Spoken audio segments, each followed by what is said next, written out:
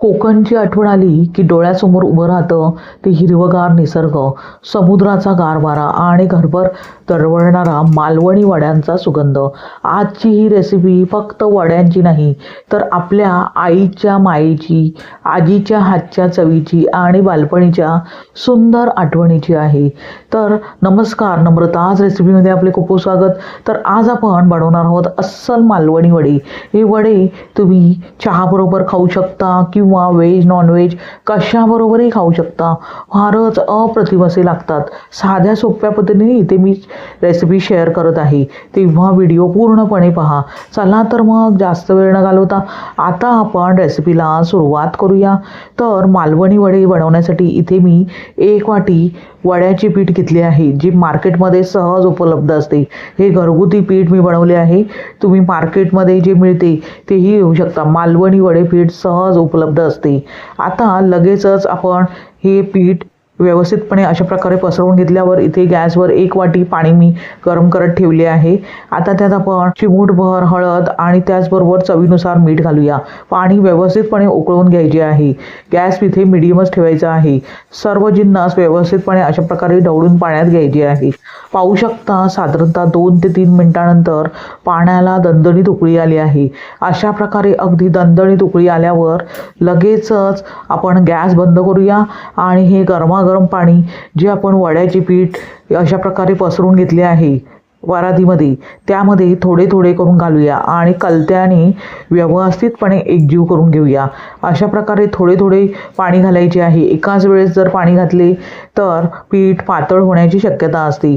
पाहू शकता अशा प्रकारे मी व्यवस्थितपणे पाणी घालून पीठ एकजीव करून घेतले आहे. कलत्यानेच व्यवस्थितपणे एकजीव करून घेतले आहे, कारण हे पाणी खूपच गरम आहे. आता अशा प्रकारे मिश्रण एकजीव करून घेतल्यावर लगेचच आपण साधारणतः 2 ते 3 मिनिटे पिठाची वाफ जाऊ देऊया. म्हणजेच साधारणतः 2 ते 3 मिनिटानंतर पाहू शकता पीठ थोडेसे कोमट झाले आहे. अशा प्रकारे हाताने पीठ व्यवस्थितपणे एकजीव करून घेऊया आणि जर गरज लागली तर थोडे थोडे पाण्याचा वापर करायचा आहे. जास्त इथे पाण्याचा वापर करायचा नाही. आपल्याला जसे भाकरीचे पीठ असते त्याच्यापेक्षा थोडेसे सैलसर पीठ करून घ्यायचे आहे. इथे पाणी आपण कमीच वापरणार आहोत, कारण पीठ जास्त सैलसर होण्याची शक्यता असते. पाहू शकता अशा प्रकारे थोडे थोडे पाणी घालून मी पीठ मळून घेतले आहे. अशा प्रकारे थोडे थालीपीठाचे आपण मिश्रण तयार करून घेतो त्यापेक्षा थोडेसे घट्टसर पीठ तयार करून घ्यायचे आहे, म्हणजेच मळून घ्यायचे आहे. पाहू शकता अगदी परफेक्ट आपण गोळा तयार करून घेतला आहे. आता 5 मिनिटे त्यावर झाकण ठेवून लगेचच आपण रेस्ट करून घेऊया. 5 मिनिटानंतर आपण ह्याचे गोळे तयार करून घेणार आहोत.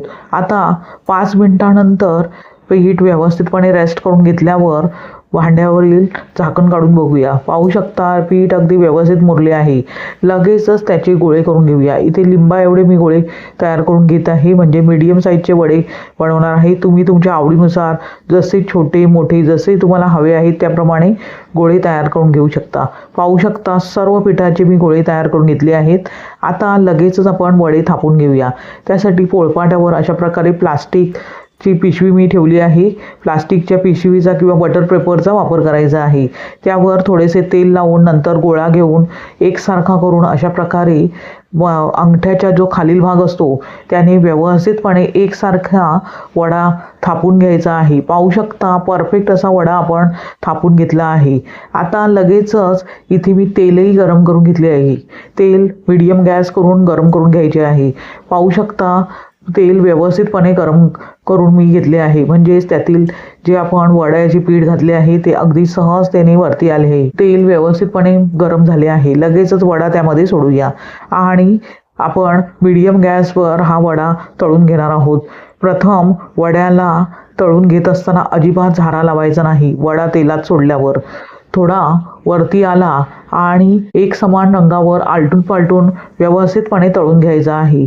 एक समान रंगावर गोल्डन कलर येईस्तोवर तळून घेतल्यावर साधारणतः 2 ते 3 मिनिटानंतर पाहू शकता वडा अगदी व्यवस्थित तळला गेला आहे आणि गोल्डन कलर येईस्तोवर मी तळून घेतला आहे. आता साधारणतः 2 ते 3 मिनिटानंतर पाहू शकता वडा अगदी व्यवस्थित तळला आहे. लगेचच त्यातील तेल निथळून आपण एका चाळणीत काढून घेऊया, म्हणजे एक्स्ट्राचे जे तेल आहे ते चाळणीतून झिरपून जाईल. पाहू शकता दुसराही वडा अगदी सहजतेने व्यवस्थितपणे फुलला आहे. अशा प्रकारे दुसराही वडा व्यवस्थितपणे तळून घेतल्यावर राहिलेले वडे आपण अशाच प्रकारे तळून घेऊया. पाहू शकता सर्व वडे एक समान रंगावर तळून घेतले आहेत. आता लगेचच ते गरमागरम सर्व करूया. अशा प्रकारे तयार झाले बघता क्षणी खावेसे वाटणारे असे मालवणी वडे. हे वडे तुम्ही कशाबरोबरही खाऊ शकता, नाश्त्यासाठी बनवू शकता किंवा चिकन रस्सा, मटण रस्सा, शिवाय व्हेजिटेरियन असतील त्यांनी उसळीबरोबरही हे वडे खाऊ शकतात. फारच अप्रतिम असे हे वडे लागतात. साधी सोपी सुटसुटीत इथे रेसिपी मी शेअर केली आहे. एकदा तरी हे वडी बनवून पहा. जर ही रेसिपी आवडली असेल तर कमेंट नक्की करा आणि नम्रताज रेसिपीला सबस्क्राईब करा. अगदी निशुल्क आहे. लाईक, शेअर, सबस्क्राईब आणि हाईप करा. पुन्हा भेटूया अशाच साध्या, सोप्या, सुटसुटीत आणि तितक्याच चविष्ट अशा रेसिपीसह. धन्यवाद. श्री स्वामी समर्थ.